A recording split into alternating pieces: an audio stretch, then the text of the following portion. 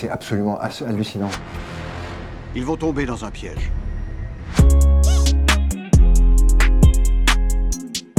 En sortant de cette projection de 1917, je suis estomaqué d'avoir vécu, grâce à une caméra qui devient personnage d'une histoire. Alors effectivement, on va parler de plan séquence, et il y a du plan séquence, mais c'est pas que ça. C'est l'entièreté des émotions qui passent à travers le fait d'être parmi eux, tout le temps à côté et parmi nos acteurs qui, effectivement, ont une histoire à raconter, mais pas que.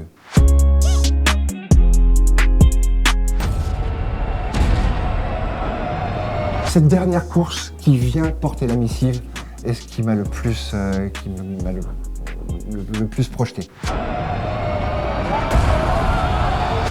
J'ai pas tout compris, j'ai pas tout réalisé, mais c'est une chorégraphie fantastique entre les déplacements de l'acteur, les déplacements des acteurs et des figurants, les déplacements de la caméra évidemment.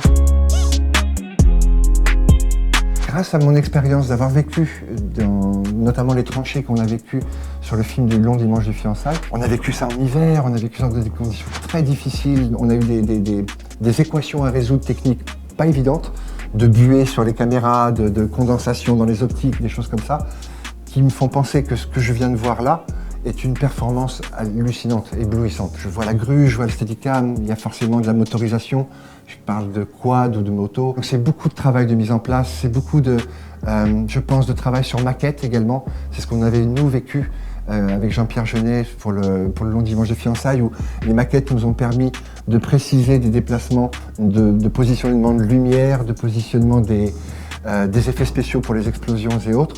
Et je pense que celui-ci qui nous amène sur des temporalités longues, des vraies tranches de déplacement caméra, ne peuvent que augurer d'un travail d'une très grande précision.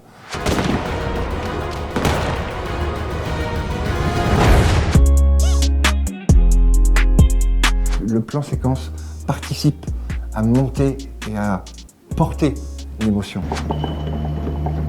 Le Shining, qui est cet esprit malfaisant, est le Steadicam grâce à Stanley Kubrick. Monsieur Orson Welles, dans La soif du mal, commence par un plan qui, si on me posait la question, pourrait valoir 10 minutes, tellement il se passe d'action dans ce plan séquence.